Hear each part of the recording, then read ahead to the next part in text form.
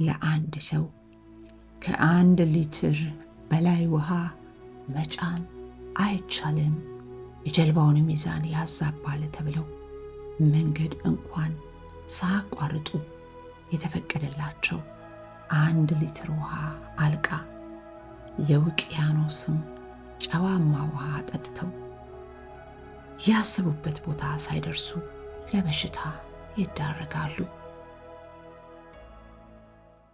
ወደ አሜሪካ አልሰደድም። እውነተኛ ታሪክ ከባለ ታሪኩ ጸሐፊ ስደተኛው ጋዜጠኛ። ታሪኩን እስከ መጨረሻው ያድምጡት።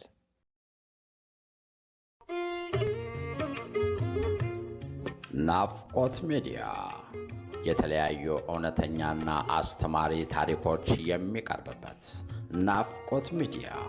አይተው ሲጨርሱ ለሌላው እንዲደርስ ሰብስክራይብ፣ ላይክ፣ ሼር ማድረግዎን አይዘንጉ። ናፍቆት ሚዲያ።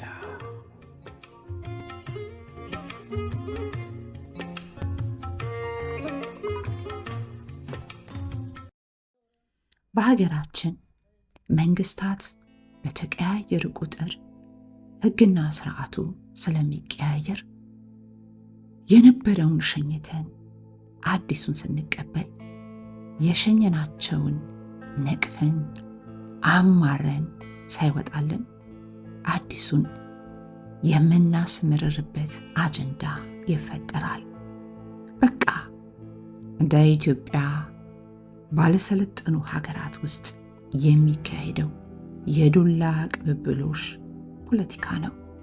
ምን ማድረግ ይቻላል? ጊዜው ኢህአዴግ በስልጣን ላይ በነበረበት ዘመን ስለነበረ በየሳምንቱ ቅዳሜ መንግስትን የሚቃወሙ ጋዜጦች በየአይነቱ ከተማውን ያጥለቀልቁት ነበር። ዕድሜያቸው ከ15 ዓመት የማይበልጡ ሰላዮች እየላከ ተከራይተው በቢሮነት የሚጠቀሙበትን የግለሰብ ቤት ሰው ይፈልጋችኋል የተባሉ ለማናገር ብቅ ባሉ ቁጥር እየተለቀሙ እስር ቤት ይገቡ ነበር። በዋስና በገንዘብ ከተፈቱ በኋላ እነርሱም ወደ ስራቸው ይመለሳሉ። አምደኞች፣ ኤዲተሮች፣ ጋዜጠኞች በተራ በተራ እስር ቤቱን ያልቀመሰ የፖለቲካ ጋዜጠኛ አልነበረም። ጸሐፊው ስሙን ለመጥቀስ ያልፈለገው ጋዜጣ ላይ እርሱና ጓደኞቹ ሲሰሩ ቅዳሜ የሚዘግቧት የሳምንቱ ሀተታን ይዛ የምትወጣው ጋዜጣ ከሰኞ ጀምሮ ስታስለቅማቸው ትገርማለች። መታሰር፣ መፈታት፣ የገንዘብና የሰው ዋስ ማቅረብ ስልችት ስላላቸው ያላቸውን ገንዘብ ሰብስበው ሀገር ለቀው ለመውጣት ወሰኑ። አንደኛው ትዳር ስለነበረውና አዲስ የተወለደችውን ልጁን ጥሎ ለመሄድ ስለተቸገረ ብዙ አመንትቷል። በመጨረሻም ከባለቤቱ ጋር ተስማምተውበት በድንበር አገር ለቀው ወጡ።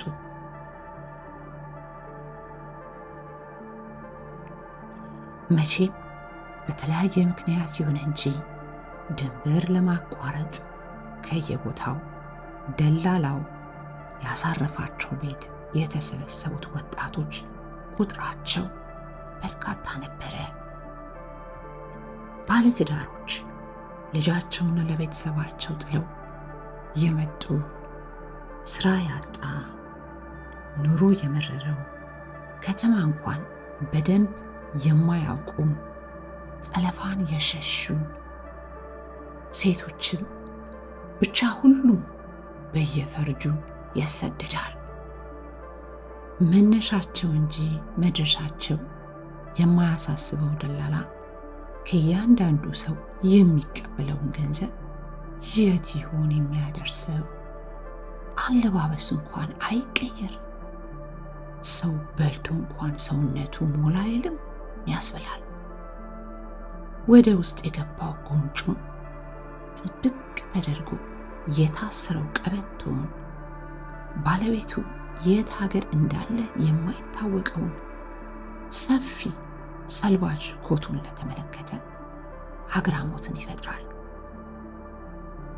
በክብር አውሮፕላን ተሳፍረው ቪዛ ተመቶላቸው ወደ ታላቋ አሜሪካ እንደሚሄዱ ሰዎች ነበር አቀባበሉ።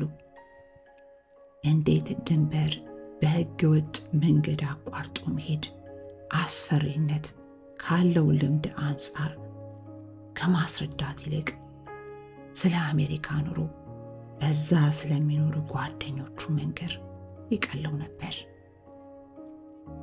ጉዟቸው በሊቢያ በኩል በነበረው ሁለቱን ጋዜጠኞች ጨምሮ በርካቶች ከእነርሱ ጋር አድርጎ በሌሊት ካረፉበት ቦታ መንገድ የሚመራቸውን ሰው አያይዞ ተሰናብቶ ላካቸው። ሕገ ወጥ ስደተኛ ማለት በየደረሰበት የሚረገጥ፣ የሚሰደብ፣ የሚደበደብ ከዛ በዘለለም ሴቶቹ የሚደፈሩበት መሆኑን እያዩ ረሃብና ጥሙን የበረሃውን ቃጠሎ እንደማይቻል ችለው ቁጥራቸው እየሳሳ ከአንዱ ሀገር ወደ ሌላው ሀገር በተሻገሩ ቁጥር ከበረሃ አውሬ ከተረፉ የሰው አውሬ እያንገላታቸው በትንሽ ጀልባ ላይ ከቁጥር በላይ ተሳፋሪዎች ተጭነው ለአንድ ሰው ከ1 ሊትር በላይ ውሃ መጫን አይቻልም፣ የጀልባውን ሚዛን ያዛባል ተብለው መንገድ እንኳን ሳያቋርጡ የተፈቀደላቸው 1 ሊትር ውሃ አልቃ የውቅያኖስም ጨዋማ ውሃ ጠጥተው ያሰቡበት ቦታ ሳይደርሱ ለበሽታ ይዳረጋሉ። ባለትዳሩ ጋዜጠኛ ጊዜው በረዘመና የሚያየው ነገር ሁሉ ተስፋ ባስቆረጠው ቁጥር አይዞህ እያለ የሚያበረታው ጓደኛው በጦርነት እንዳልነበረች የሆነችው ሊቢያ ሆኖ በአራስነት ጥለዋት የወጡትን ልጁን 3ኛ ዓመት የልደት በዓል አስበውት ዋሉ።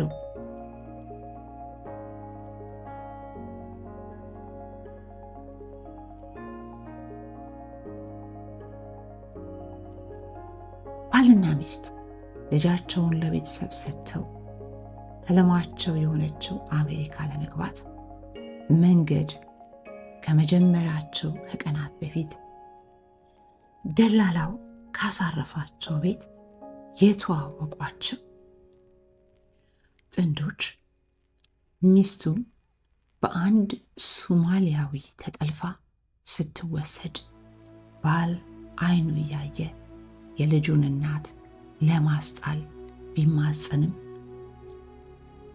በቋንቋ እንኳን ከማይግባባቸው የሰው አውሬዎች ጋር ማስጣል ተስኖት በሐዘን እንደተቆራመደ የተወሰኑ መንገዶችን አብሯቸው ከመጣ በኋላ ወዴት እንደተሰወረ የሚያውቁት ነገር አልነበረም።